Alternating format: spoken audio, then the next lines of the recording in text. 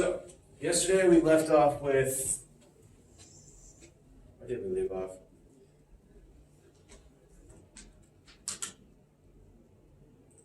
Right, latent heat.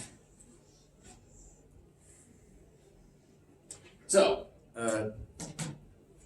now I would like us to begin with a sample question that is both a combination of latent heat, but also Q lost equals Q gained. So, we begin today. How many grams of ice, if the ice starts at 6 degrees Celsius, would it take to bring 1 kilogram of steam, which starts at 115 degrees Celsius, down to how much ice would it take to make that steam reduce its temperature to 45 degrees Celsius?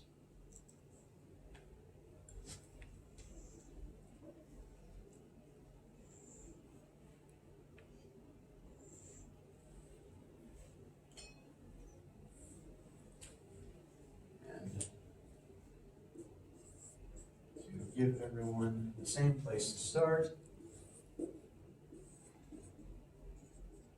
the steam is going to lose thermal energy, and that thermal energy is going to be gained by the ice.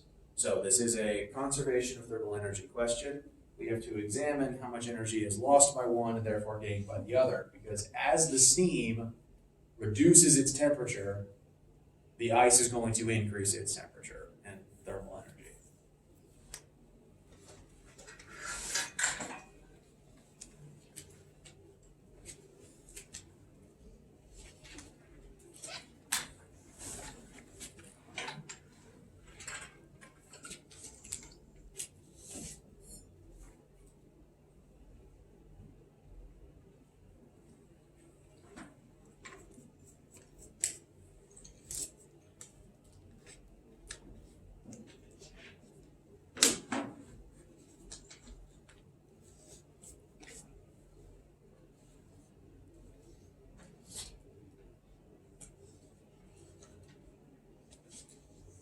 So, where should we go from this starting point?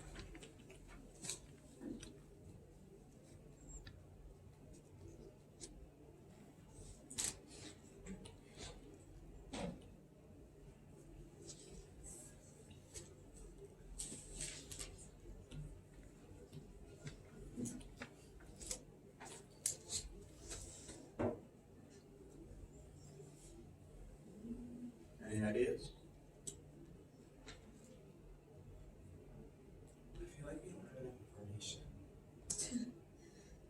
So there are a series of constants that you would probably want for this type of a question. Those constants are always fair game. So what constants would you like? Specific heat for steam ice. Specific heat for what? Steam. All right, so been asked for specific heat of steam. That is 2010 joules per kilogram times degrees Celsius. Specific heat of, I'm going to go ahead and give you water, is 4,186 joules per kilogram times degrees Celsius. Specific heat for ice is 2090 joules per kilogram per degree Celsius. So those are all of our specific heats that are currently at play. Is there any other constants that you would like? All right, so our latent heats, the latent heat of fusion for H2O is 3.33 times 10 to the positive fifth. And the latent heat of vaporization for H2O is 2.26 times 10 to the sixth. And those units are joules per kilogram. So that should be every constant we would reasonably want right now. That is about every single stage and change for H2O. So what can we do with these constants?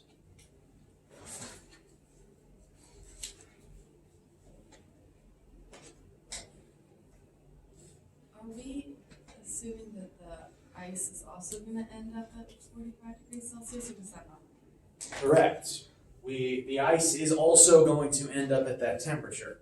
So if I was to draw what it would physically be displayed here if you were to set up this experiment, if you just have a vessel that contains this entire reaction, you have in your vessel some mass of ice in solid form and 0.1 kilogram of steam in the same vessel.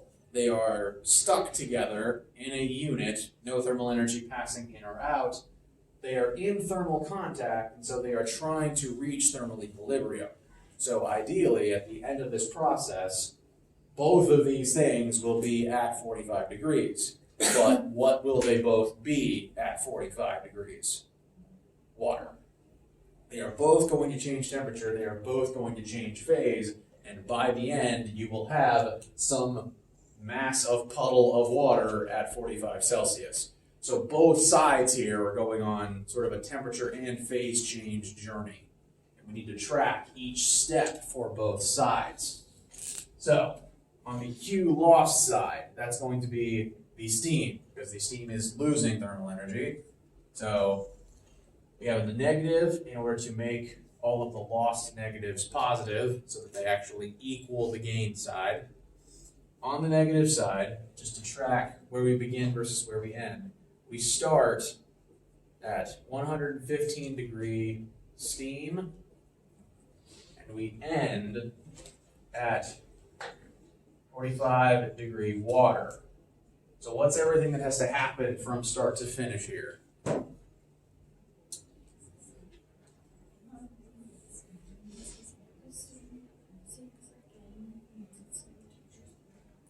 And I'll go ahead and fill in the other side too. The ice begins at -6 degrees as ice and will end at 45 degree water. So it also goes on a multi-step journey. We have to look at each step on both sides to figure out how much thermal energy needs to be removed from the steam to accomplish each step, and then subsequently how much thermal energy is gained by the ice to accomplish each step. So in order to turn that steam into water, what is the first step? Go from 115 to 100. All right, very good. So we have to turn this from 115 degree steam into 100 degree steam because it can't turn back into water until it's at 100 degrees. So the equation for that is still mc delta T. So we have m steam times c steam times delta T of this steam. In this step, we are going to 100 degrees from 115 degrees. So that's a net loss of 15 degrees. After we have gotten it to steam, what comes next? After we have reduced its temperature, what then comes next on this journey? All right, the phase change itself. So here is the phase change. So phase change formula, Q equals mass times the latent heat of, well, which would we want for this phase change? Very good. Any phase change to or from liquid to gas is latent heat of vaporization. We do have that constant, it's just going to be mass of steam constant. Now that it has turned into water, we can reduce its temperature from 100 degrees to 45 degrees. So another mc delta T term, steam, mc steam, sorry, my handwriting is deteriorating as I'm running out of room, times, we are ending at 45 degrees and we started at 100.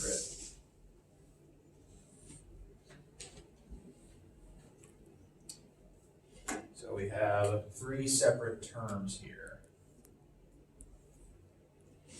Can everyone read my slowly deteriorating handwriting? What is that last M? Mass steam. Every M on this side is mass steam. Because this is the steam side, it needs the steam's original mass. Oh wait, sorry, I did make one mistake here. Because at this step, it's not steam anymore, it's water. So we would need to use the specific heat capacity of liquid water. not steam. That was my mistake.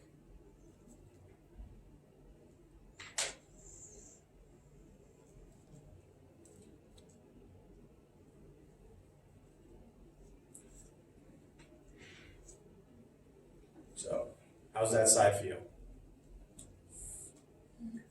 All right, so that is going to be all the thermal energy that the steam loses to make this happen. On the ice thermal energy gain side, what steps does the ice go through? A negative 60 Right. It's honestly going to look very similar because we have to increase the ice's temperature, we have to melt the ice, and then we have to increase the water's temperature. So, same basic proceedings as over here. We have mass ice times sea ice times the ice's first temperature change. So it goes 2, 0 from -6. So that is going from -6 degree ice to 0 degree ice.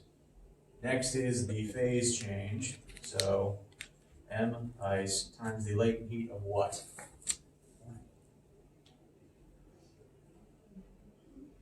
Right, fusion. We are going between solid and liquid, so we use latent heat of fusion, not vaporization.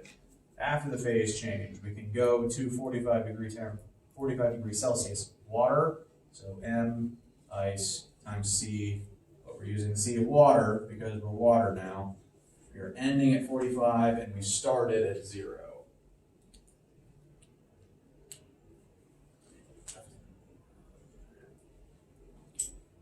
So we have 3 very similar looking steps on this side as well.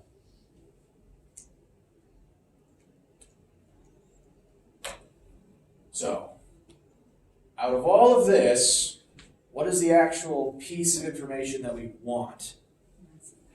We want mass of ice. And me looking at this algebraically, every term on the right side has an M ice in it. And since every term has that multiplied into it, what can we do? All right, we can simply distribute M ice out. That will have, open parentheses, every term except the M ices, close parentheses, times M ice. That leaves everything left inside as a known constant. We can simplify it down to one number. And then everything on the other side is a known constant. We can simplify that down to a single number as well. I will show that algebra, but just to tell everyone where we're headed with this. So, how does that feel before I start writing the next step? Okay. We can also plug in a few numbers as we go. Calculator lives there. Okay.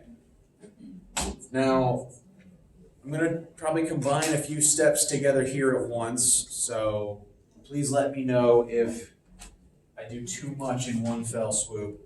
I'm going to start plugging in and combining a few of these numbers, but I'm also going to go ahead and bring in the negative sign. The only real effect that's going to have is, I made one small mistake that I need to address before we move forwards. It's not a big change in your notes, I just need to go ahead and say it. This whole side is meant to be losing thermal energy. Now, in the MC delta T terms, that is contained in the reducing of the temperature. So this is going to be -15, this is going to be -55. That means that these whole terms are going to themselves be negative. But we didn't do anything to make this term negative. So this would be a stray positive number, which would affect our answer. So what I failed to do, what we need to change before we move forwards, is that. That makes every term inside of the parentheses negative before we then add this parentheses in to make them positive. Is everyone okay with that? Because I know I'm throwing around a lot of terms in algebra.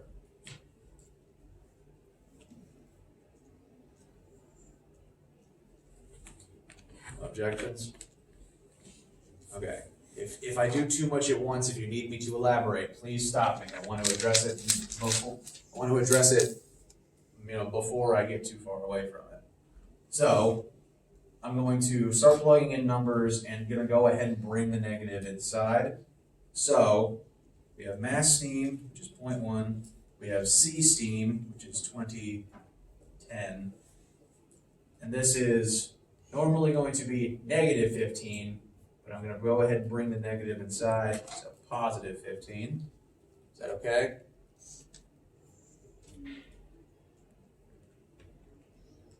So everyone see the steps there? So I'm going to keep bringing in the negatives slowly. This negative will cancel this negative, so it will just be 0.1 times the latent heat of vaporization. Positive 6. Then, this next term, we have mass steam, C water, so that's 4,186. This would be at negative 55, so we're bringing the negative inside to make it positive 55.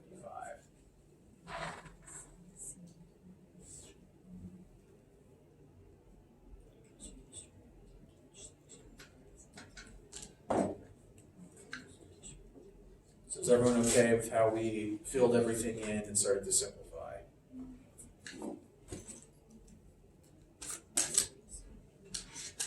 Now, on the other side, again, we want to go ahead and pull all the M ices away so that we can work with those separately. So I'm going to introduce a parentheses here. I'm going to remove, actually I'm going to go ahead and do it on the front here just to address it. We've pulled out M ice. We're distributing M ice out. So that means every term following that will be missing its M ice. We won't have any more mice. That was a really bad pun, I'm sorry. So, C ice is 2090, and this temperature change is going to be a net gain of 6 degrees. So that just becomes 6. We took M ice off of the latent heat term, so now that's just going to be equal to the value of the latent diffusion, which is 3.33 times 10 to the 5th. Took the M ice off of this term, so that's just going to be C water times a net gain of 45 degrees.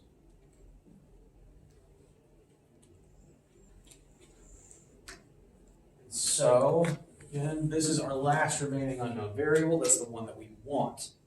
Everything else that's here is a known number. And so, these three terms can ultimately be combined into a single number. These three terms, you can multiply each of their components into each other. You'll have three numbers which you can then add into a single number. So this will ultimately all reduce down into number equals M ice times number. And then we simply need to divide this over to get M ice by itself. Do you want me to show that step by step? Or are we okay with the idea of that? Can everyone get to that number?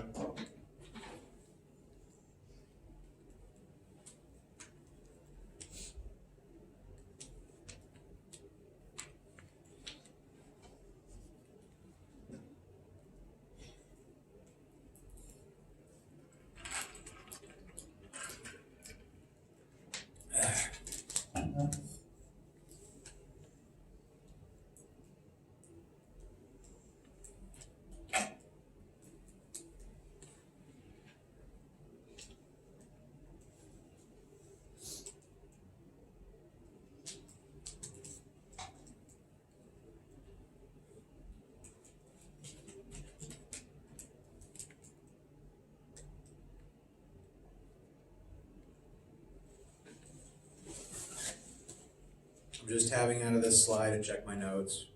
Don't panic. Everything's okay.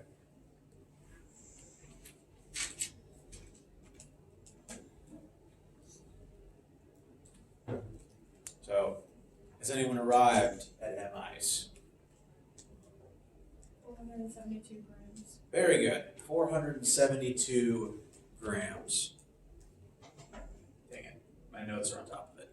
But 472. We'll go ahead and write that down as the final answer. M ice equals. I suppose the number you'd get out of this math is 0.472 kilograms, which is 472 grams. Okay, there we go. Notice it took more ice than it took steam. That's because steam has a lot of energy. That's why steam is, frankly, dangerous. Steam can get hotter than boiling water, and because it has already gone through a phase change, it inherently, 100 degrees Celsius steam inherently has more thermal energy in it than 100 degrees Celsius water. And so if you touch 100 degrees Celsius steam, it's going to first put energy into you to turn back into water, but then it's still 100 degrees Celsius water that's going to keep putting energy into you. Which is one reason why steam burns are the worst. The other reason is the hot steam can get into your skin, burn you from the inside. So if you haven't, wait, has everyone in this room done lab already this week? Okay, so at least one of you has it. There will be steam involved. Be careful. Very careful.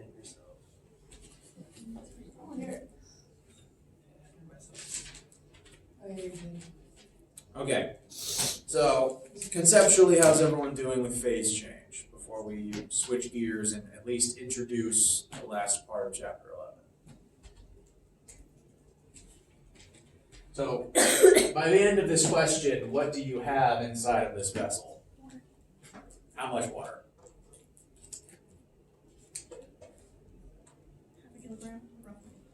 Well, we know we'll have at least this much, and then all the steam will be water too, so about 572 grams of 45 degrees Celsius water, which is actually pretty warm as it happens. That's warm water.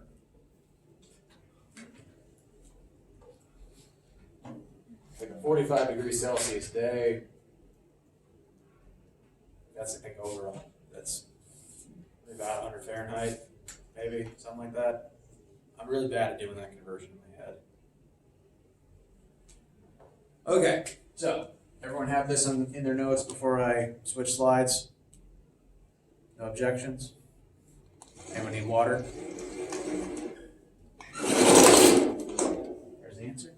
Okay, so the last part of chapter 11, which we will begin today and probably wrap up at the start of next week, we're talking about, we talked a bit about energy transfer already, namely the three types, which I'll just review quickly. And soon we're going to start doing some math as it relates to energy transfer. Now, what are the three methods of thermal energy transfer? Conduction, convection. Okay, so conduction, yes. What is the primary trait of conduction? Touching. So the metal pot is touching the heating element. Direct contact, thermal energy is transferred through direct collisions between the surface of two objects. You said convection as well, right? Mm-hmm. Okay, so what makes convection different to conduction? It's a medium. All right, what kind of medium? Fluid. Fluid medium, and what phases of matter constitute fluids? Liquid and gas. Very good. So this particular image, I think it's an infrared picture, or it's definitely not just a regular optical light picture. So what we're seeing here is vapor emerging from this tea kettle, and the vapor is hot air and steam rising because since it's hot, it has thermally expanded, its density is reduced, therefore it floats in the colder gas around it.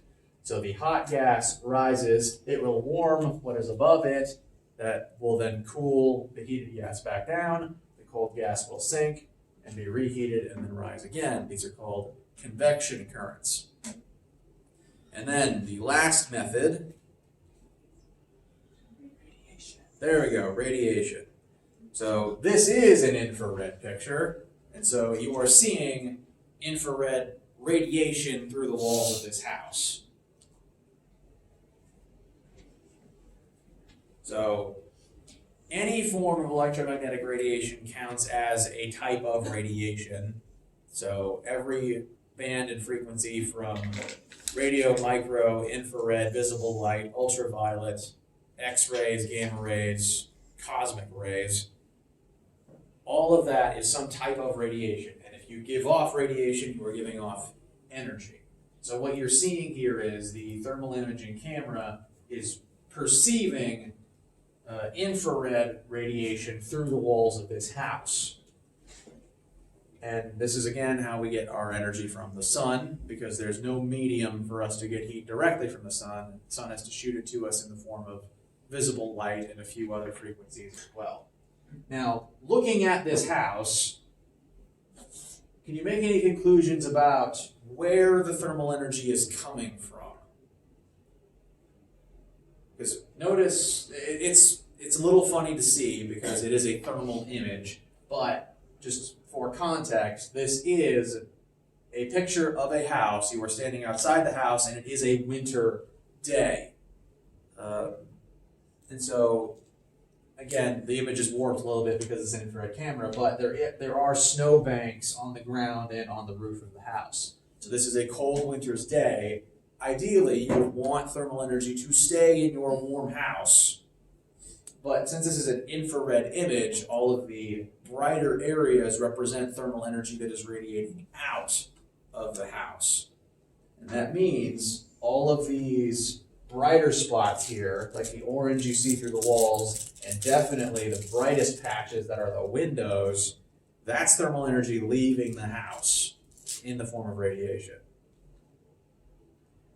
Which means that right now, these fine folks, their heating bill is going up because they are losing their precious warmth through their walls and especially through their windows. Notice though, the roof is probably the darkest part of the house. And that's because roofs are typically designed to be very well insulated. Especially in the winter, because hot air rises, all the hot air naturally accumulates towards the roof. You want to keep that in. You want to keep your hot air from just rising up out of your roof. And then in the summer, when the hot sun is beating down on your roof, you don't want that thermal energy coming into the house through your roof. So typically that's usually the best insulated part of your house, followed then by all of your surrounding walls, which are usually lined with some form of physical insulation. And every building's weak point in terms of thermal energy entering or escaping is always your windows. Can anyone think as to why the windows are probably one of the weak points in terms of thermal energy getting in or out of your house? Because I guarantee you, at least in my apartment, there's one window in my bedroom. It's pretty close to the head of my bed, and now that it's winter, every morning when I wake up, that one part of my apartment, like of the entire apartment, my bedroom near that window was always the coldest spot. It seems like all of the heat in my entire bedroom leaches right out of that window. And it makes getting up in the morning really unfun, because the second I pull down the blankets, I just feel all of my warmth getting sucked out that window. It is very cold. And so I just don't want to leave the warm sheets. So, why do you think the windows are the weak spot? And has anyone else observed that as well? Yeah. Okay. So why are windows the cold patch in your house or apartment or dorm in winter? Because there is, in our house, we have this thing called insulation. Okay. And there's no insulation when it comes to it. Okay. Well, why is there not any room for insulation in your windows? Because then we won't be able to see out. It wouldn't be a window. Yeah. All right. So, what does the insulation in the actual walls look like if you've seen the It's construction? pink and you don't touch it. Okay. Yes, don't touch it, especially don't breathe near it. It's usually kind of pink and cotton candy looking. That is the most commercially available product that we call insulation. And that is what we stuff into our walls. And that somehow means that less heat leaks out. Meanwhile, the windows are just usually a couple thin sheets of glass. Maybe there's a layer of air between two glass panels. And that's, for some reasons, thermal energy seems to leak out through that a lot easier than it does through the walls, and especially easier than, say, through the roof. And so there's also the fact that the walls are thicker. So the walls are a lot thicker than the panes of glass. So what does that say about glass as a material in terms of its thermal conductivity?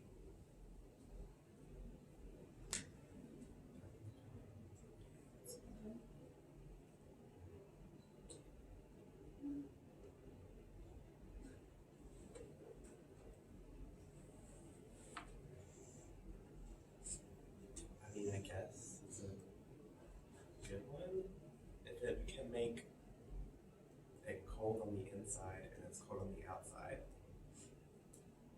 But I do know you're not supposed to eat glass, so. Okay, so here's, guess what? There's going to be another table with more constants on it. Sorry, I didn't design the way that we make all of our thermal constants. But every material in the known universe has another unique thermal property called its thermal conductivity. Now you guys, I hope, are familiar with the idea that things conduct electricity with different rates of effectiveness. So we colloquially say things like water conducts electricity, metal conducts electricity, but things like plastic, rubber, and wood don't. Everyone colloquially familiar with that? Okay, that's why you don't get in the lake when it's thunder, when it's lightning out, or you don't touch live metal.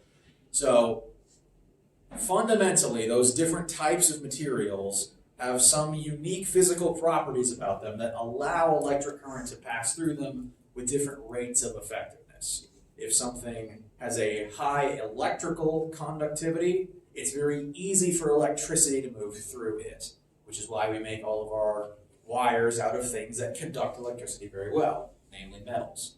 Meanwhile, we coat our wires in, say, rubber and plastic sheeting, things that have a low electrical conductivity, because, well, the electricity does not pass through those things very easily. So the rubber acts as an insulator. It keeps the electricity in the wire, and that keeps it from going through us if you have to touch the rubber coating of the wire. So just like electrical conductivity depends on the thing that the electricity is passing through, we also have thermal conductivity. And that is the rate at which thermal energy passes through an object. And again, we have, for what this formula represents here is the thermal energy passing through an object in a certain amount of time. And the formula for energy per unit time is power. So this is, power is defined as energy per unit time. So through the glass, the very thin glass lining of your windows, that thin layer of glass conducts heat better than the thicker insulated walls of your house. There is some unique physical characteristic about glass versus insulated walls that allows thermal energy to pass through it more quickly, like how electricity passes more quickly through metal than it does through plastic. And typically speaking, materials that conduct electricity better also conduct thermal energy better. The two are pretty closely linked. And so most things